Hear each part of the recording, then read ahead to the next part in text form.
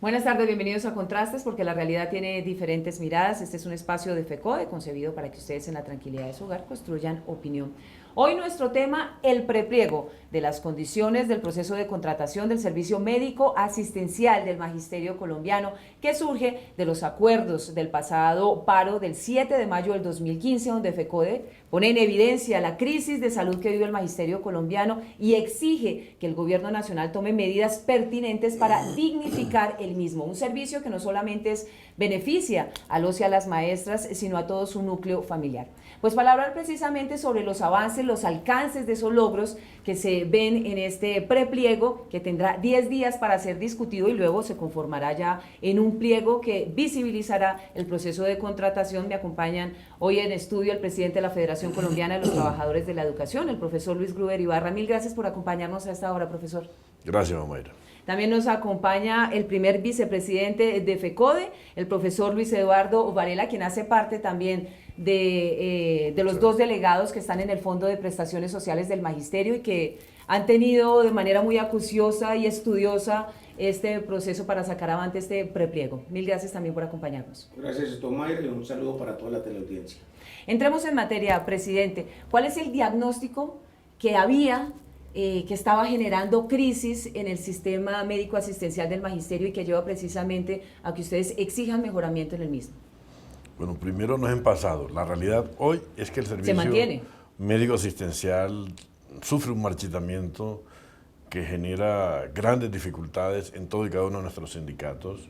Es la realidad de la crisis estructural de la salud en Colombia y en medio de eso nosotros estamos en la tarea de defender nuestro régimen exceptuado, nuestro modelo de salud, y por eso la construcción y contenido de los prepliegos obedecen a buscar unos cambios que generen la confianza y la tranquilidad de que la salud se dignifica. ¿Cuáles son esos cambios sustanciales que se ven reflejados en estos prepliegos? Bueno, es muy importante decirle a la opinión pública que el proceso fue muy largo, pero hemos logrado hoy que ese derecho fundamental, la dignificación del servicio de salud para los maestros y sus familias, pueda ser una realidad. Yo creo que esa situación económica, los recursos que se venían destinando para la atención integral de la salud del gremio y sus familias no era la mejor. Y en ese sentido hemos logrado que los recursos para esa atención en los próximos 4 años se garantice, a la vez que haya una exigencia para los contratistas que vayan a quedar después de este proceso y que la salud se garantice como derecho fundamental para todos los que hagan parte de ella, cerca de 840.000 usuarios. ¿Cuáles son los cambios en materia jurídica que se incorporan a este prepliego del proceso de contratación del servicio médico asistencial del Magisterio? Esta pregunta se la trasladamos a nuestra compañera Viviana Bello, quien se encuentra con uno de los asesores jurídicos de la Federación Colombiana de los Trabajadores de la Educación, quien fuera presidente de la Corte Constitucional, el señor Alfredo Beltrán. Viviana, adelante. Mayra, así es, pero permítame, yo le hago una propuesta. Primero hablemos con el doctor Jorge Valero frente a ese contexto y a esa innovación jurídica que se ha dado en este prepliego. Muy buenas tardes, doctor Valero, y hablemos porque usted justamente estuvo encargado de este aporte jurídico. Buenas tardes. Bueno, con el doctor Beltrán, y como lo explicará él adelante, introdujimos unas reformas fundamentales a la modalidad de contratación que se venía adelantando. En anteriores años se hizo con la Ley 80 y definitivamente esta normatividad se agotó porque no nos estaba produciendo los resultados que se quería, es decir, que hubiera eficiencia en la prestación del servicio y que el contratista pues compensara si no se prestaba o si ya el incumplimiento era reiterado, se pudiera terminar el contrato. Pues no ocurrió así y lo que se generaron fue una serie de demandas en las que el fondo de prestaciones terminó perdiendo por condenas cuantiosas sumas de dinero que en últimas afectaron los recursos, pero no redundaron en beneficio de los educadores. De tal manera que introdujimos una propuesta que fue aceptada en el sentido de que se aplican los principios de la Ley 80, la Ley 91, las normas que regulan el derecho fundamental a la salud y las normas pertinentes de contratación del Código Civil y del Código de Comercio, además de los acuerdos que aprobó el Consejo Directivo del FOMAC. Muchísimas gracias. Ahora sí saludamos al doctor Alfredo Beltrán, quien es expresidente de la Corte Constitucional, para que hablemos sobre las consecuencias que va a tener las empresas que no cumplan con los usuarios. A ver, se parte de una base. El contrato para la prestación de los servicios de salud al magisterio o a sus familias es un contrato de carácter bilateral y se celebra por un mandato de orden legal, porque así se pactó con el magisterio en el año 89. Ese contrato, siendo bilateral, podría incumplirse por cualquiera de las dos partes. La parte contratante, que es la Fiduprevisora S.A., como administradora de los recursos del FOMAC fiduciariamente, o el contratista, que es en quien tiene directamente a su cargo la prestación del servicio a la salud. ¿Cuándo podría cumplir la previsora? Cuando el contratista le presente a la previsora la factura para el pago de los servicios y no se la cancelen de manera oportuna, o cuando, existiendo una glosa, la glosa finalmente no prospere y sin embargo no le paguen la factura presentada, o cuando, habiéndose presentado la factura, si hubo algunas glosas y las glosas prosperan, entonces no habría razón para descontar o para demorar el pago de lo no glosado. Si esas circunstancias se presentan, entonces habría incumplimiento en el pago por parte de la previsora y el contratista podría dar por terminado el contrato porque así lo pactaron expresamente para no tener que acudir a una decisión judicial.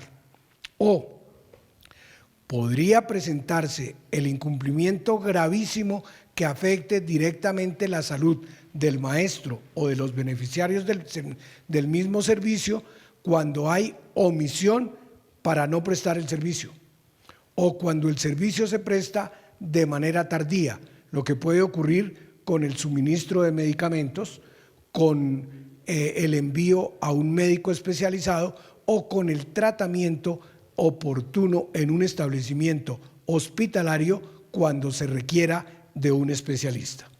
Si esto sucede, entonces, de acuerdo con lo convenido, el maestro tendría que acudir primero al prestador del servicio, que es el contratista. Si el contratista no le presta el servicio con su primera red prestadora del mismo, tendrá que tener una segunda red para que el maestro vaya allí. Si aún así no lo atienden, la sola comprobación de este hecho en una forma sucinta, sencilla, permitirá entonces al maestro pedirle a la previsora que lo remita a otro centro de salud hospitalario para que allí lo atiendan. Como eso hay que pagarlo, entonces lo paga la previsora. Pero cuando el contratista presente la cuenta de cobro en el mes siguiente, la factura, para que le paguen por los servicios que se comprometió a prestar, entonces la previsora le pagará lo que efectivamente prestó, y lo que no prestó, pero tocó autorizar que otro lo prestara, se lo descuenta en forma directa.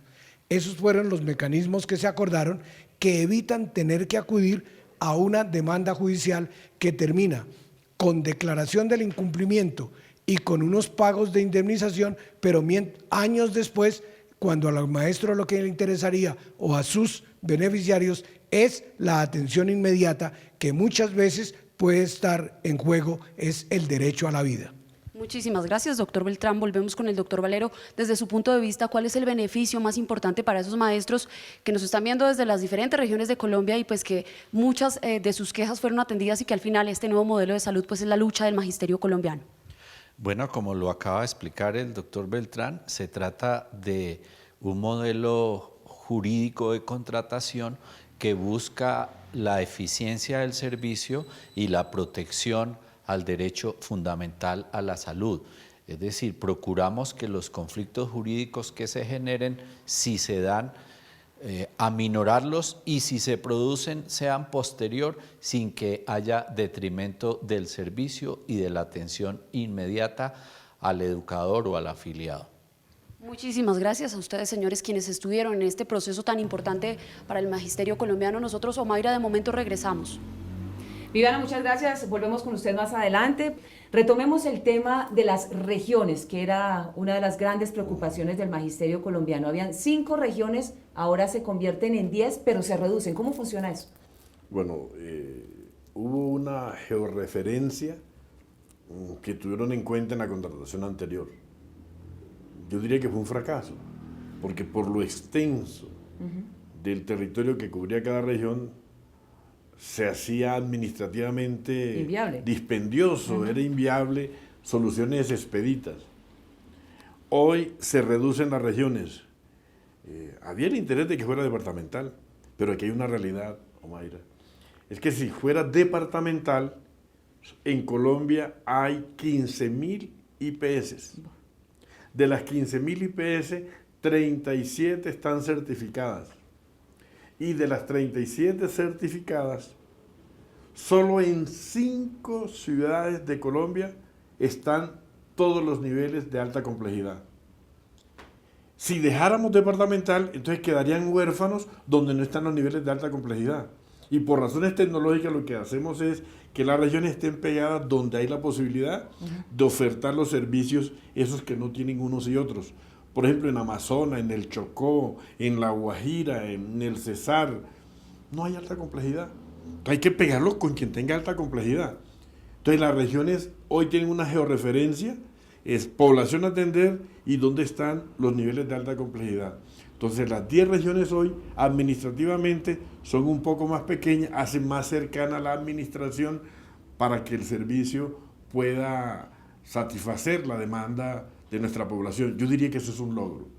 Pero el mayor logro es que el gobierno ojalá algún día garantice todos los niveles de alta complejidad en todos los departamentos de Colombia. Pero como esa no es la realidad que tenemos en Colombia, sino el marchitamiento, nosotros tenemos que, con lo que contamos, a ver cómo garantizamos la dignificación del servicio. Una pausa y regresamos en Contrastes. Radio Revista Encuentro. Encuentro.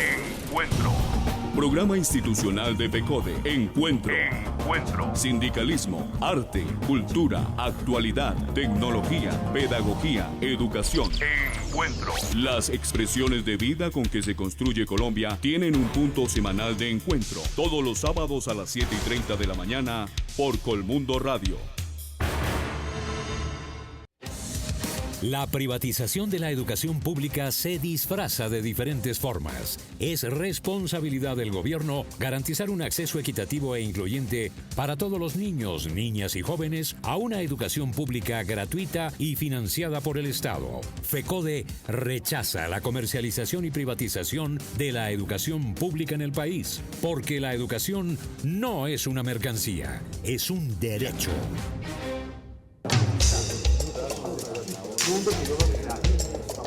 Profesor, y hablemos precisamente del fundamento de la contratación. ¿Cómo queda el tema de la Ley 80, el tema del Código Civil? Se privatizó, que era uno de los miedos. ¿Cómo queda específicamente este pliego de contratación para el servicio médico asistencial?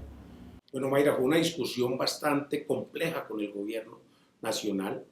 Un momento en que la exministra de Educación, hoy Gina Parodi, planteó contratar a dedo, así como lo venía haciendo con la jornada única en la institución educativa del país, y logramos después de casi 5 meses que se estableciera que fuese una contratación pública en el marco de los principios que contempla la Ley 80 de 93, y que en lo que tiene que ver con las sanciones, o digamos lo mejor hoy, con las obligaciones que van a tener los próximos contratistas. Estas se establecieran en un régimen público-privado, Código Civil, Código de Comercio, para que se cumplan cabalmente los contratos. Aquí van a haber planes de contingencia a los cuales se tienen que someter los contratistas. Un plan contingente es que si no puede atender en su red a los maestros en la baja, la mediana y la alta complejidad, lo tendrá que hacer con una contratación, con un contingente, a lo que le hemos llamado las redes alternas de servicios, y que los maestros, después de que el contratista no cumpla con los estándares que se establecen en esta propuesta de prepliegos que se ha planteado desde el pasado miércoles para todos los interesados, si no se cumple cabalmente, lógicamente el maestro con una constancia puede ir a la red alterna a que lo atiendan y que la fiduprevisora pague directamente esos servicios. Y se le descuentan, es decir, la fiduprevisora se lo descuenta al oferente, al contratista en ese momento. Se le descuenta de la cápita mensual.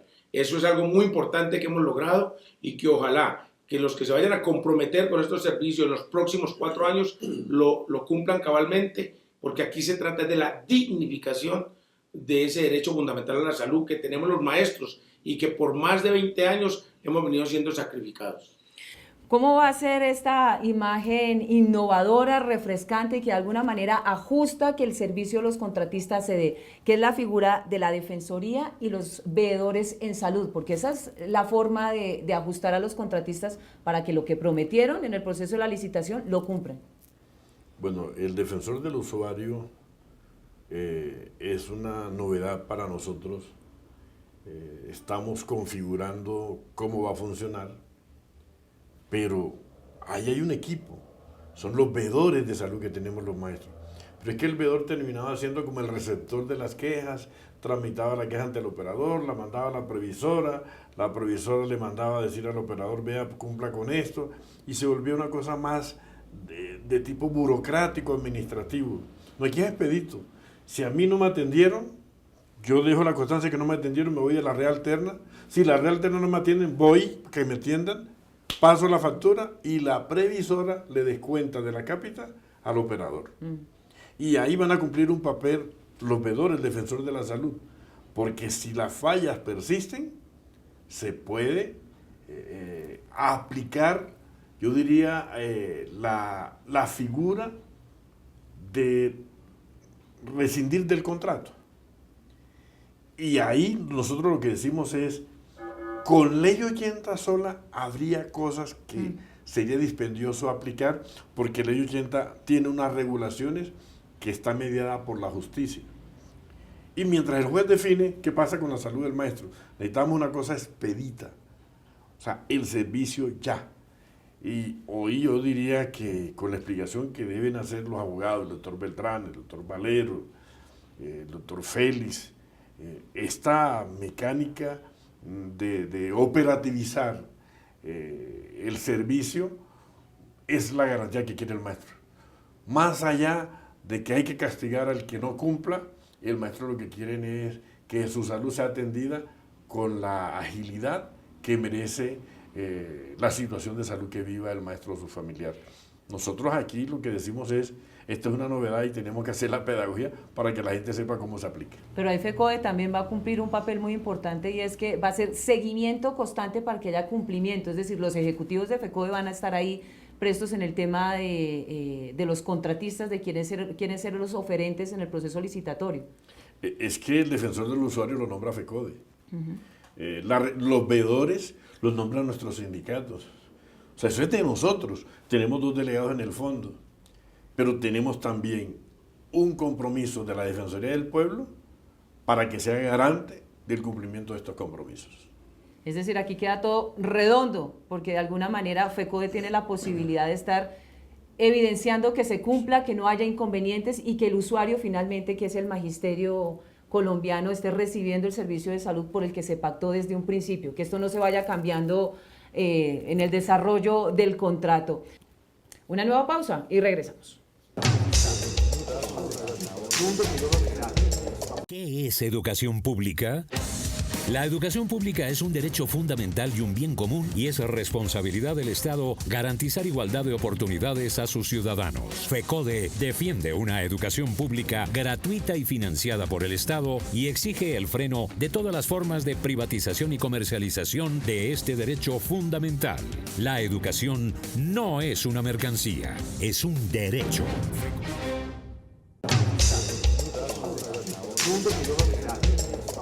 Omaira, a esta hora de la tarde saludamos al profesor Pedro Arango, quien es uno de los delegados ante el Fondo de Prestaciones del Magisterio. Profesor, muy buenas tardes y hablemos sobre lo que significa que por primera vez los sindicatos filiales y el Ejecutivo de FECODE puedan realizar esa veeduría para que pues, se cumpla con lo que se ha dicho en ese preacuerdo. Sí, efectivamente, porque es que los veedores en este momento han venido cumpliendo un papel de recepcionar quejas.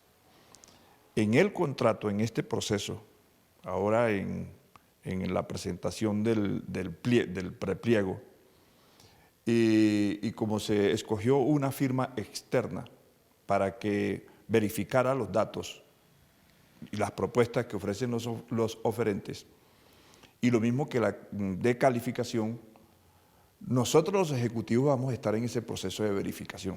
¿Cómo va a ser y mejor, cómo ha sido todo este proceso para llegar hasta este prepliego? No, esto ha sido una situación bastante compleja porque desde el comienzo la ministra de Educación había dicho que era contratación directa y hubo una discusión para llegar a los principios de Ley 80, licitación pública, y ya nosotros hemos dicho que ese proceso debe darse abierto al público, que presenten las propuestas y vamos a establecer unas cláusulas, unos acuerdos contractuales dentro de la fiduprevisora con los prestadores. Ambos tienen responsabilidad.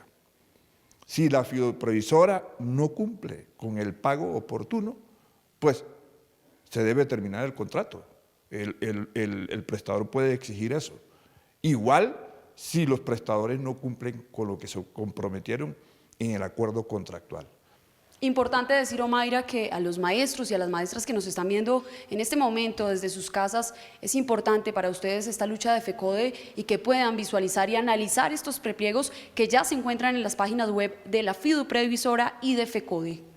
Es Viviana Bello, a quien agradecemos su participación y la invitación de estos expertos en el tema, quienes asesoraron de manera jurídica, económica y médica a la Federación Colombiana de los Trabajadores de la Educación. Ella se encontraba con el profesor Pedro Arango, ejecutivo, y que también hace parte y tiene vocería en el Fondo de Prestaciones Sociales del Magisterio, representando a FECODE. Ya para concluir, hay dos temas muy importantes, que es clave que los maestros tengan la información de cómo se contiene en este prepliego, el tema de los riesgos laborales, que esto es una verdadera novedad.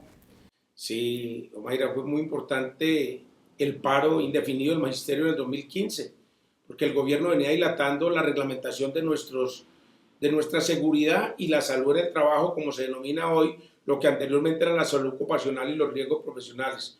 Yo creo que en esta contratación queda claro que los riesgos laborales y la salud en el trabajo quedan aparte de lo que va a ser los recursos que se necesitan para la contratación de salud. Es decir, hay una fórmula económica que establece todo lo que tiene que ver un per cápita para la salud en general del magisterio y sus familias.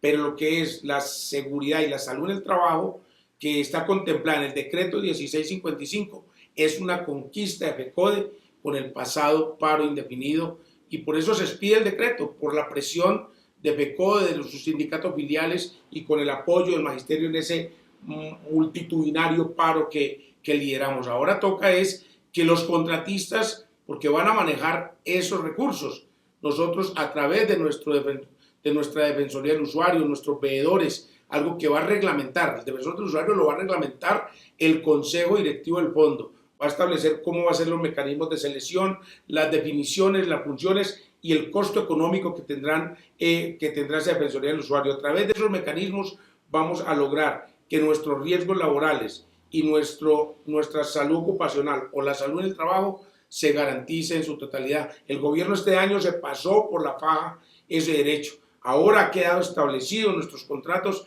que es una obligación del empleador, aparte de los recursos para la salud, atender este derecho fundamental. Anteriormente lo de salud ocupacional y riesgo laboral era como un complemento allí en el contrato de salud. Ahí le daban unas funciones básicas o mínimas a los operadores. Hoy es una obligación fiscal del patrón. Por eso es que el gobierno no quería, porque eso le cuesta. Y le cuesta, yo diría, en justicia. ¿Por qué le cuesta? No solo es cómo está el maestro, sino si el maestro está en un salón que no tiene la suficiente iluminación, salud ocupacional va a decir, vea, hay que iluminar el salón. Si hay problemas de sonido, hay que buscar cómo eso se resuelve. O sea, la salud ocupacional y riesgos laborales van a obligar a una inversión del Estado para la educación y para la salubridad del maestro. Pero ahí se benefician nuestros estudiantes, no solo el maestro. Entonces yo creo que este es un logro importante para la educación. ¿Cómo es el cronograma? Se presentó el pasado miércoles, son 10 días y empezaría a funcionar este prepliego que pasaría a pliego a partir de ¿cuándo? ¿De qué fecha? Bueno, la idea es que el 20 de octubre hasta el 20 de octubre se van a recibir observaciones.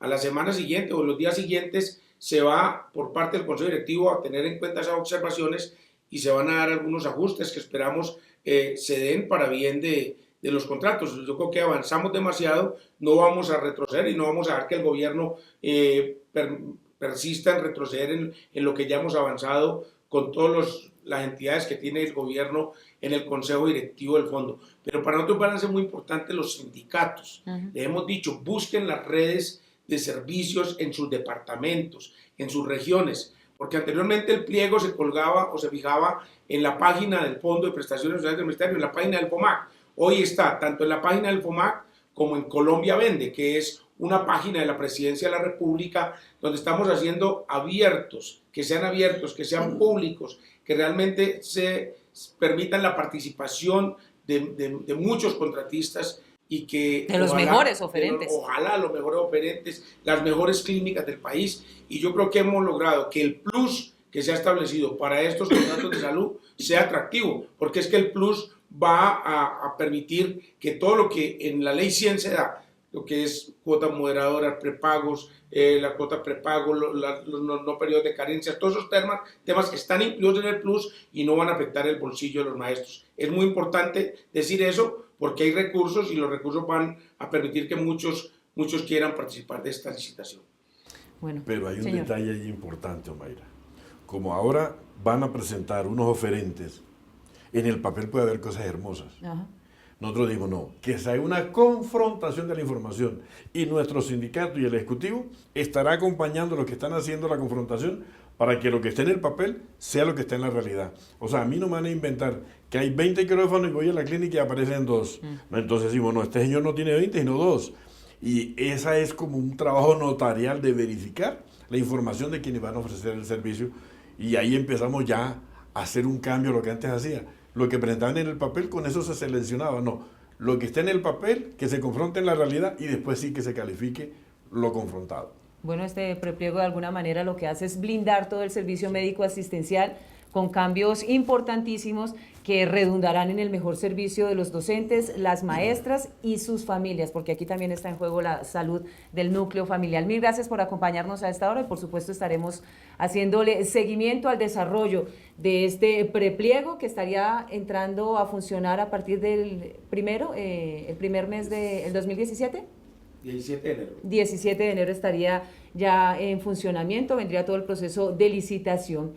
Nos reencontramos el próximo domingo en Contrastes porque la realidad tiene diferentes miradas. Feliz resto de día.